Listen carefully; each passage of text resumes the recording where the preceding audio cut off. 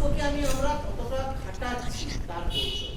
এখানে আমি কি করেছি, তোদের যেমন 7টা ব্যক্তি আলাদা আলাদা বসেছিস, 7টা দল, 7টা দলের বিষয় দেওয়া আছে।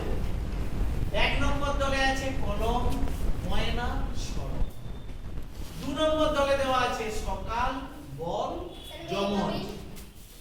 3 নম্বর দলে দেওয়া আছে থালা, লবণ, কাগজ। 4 নম্বর দলে দেওয়া আছে গয়না, নল, একতারা।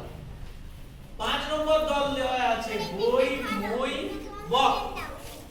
6 নম্বর দলে দেওয়া আছে দোয়েল, টগর, ওষুধ। 7 নম্বর দলে দেওয়া আছে হরিণ, শকুন, ফল।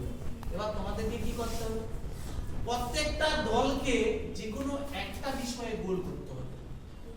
মনে মনে আমি মাথায় ভাববো কি, ধর আমি একটা ফর এক্সাম্পল দিচ্ছি, আমি একটা দলে হঠাৎ লেখা আছে,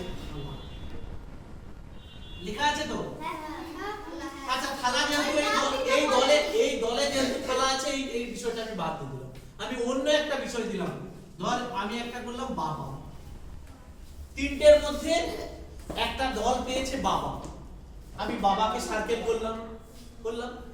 এবার আমার বিষয় হচ্ছে বাবার সঙ্গে সম্পর্ক যুক্ত আর কে কে রয়েছে সেইগুলো আমাকে খাতায় লিখতে হবে।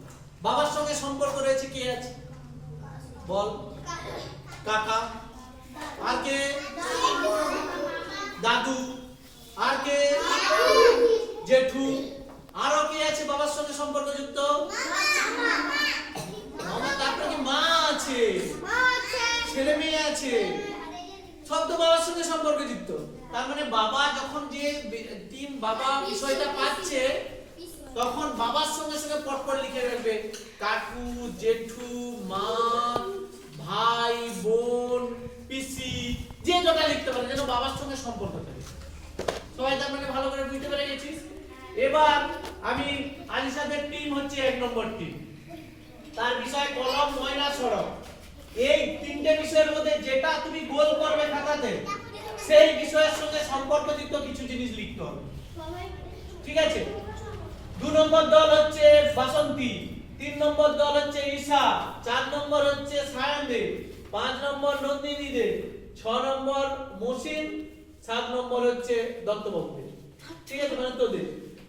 এবার খাতাতে তোদের কাজ হবে যে টিমের যে বিষয়টা হচ্ছে তার মধ্যে এই 3টের মধ্যে যার 4 জনের মধ্যে আলোচনা করে যে কোন বিষয়টার সঙ্গে আমরা গোল করলে বেশি সম্পর্ক আমরা খুঁজে পাবো, ঠিক আছে।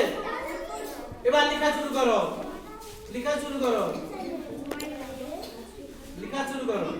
মানে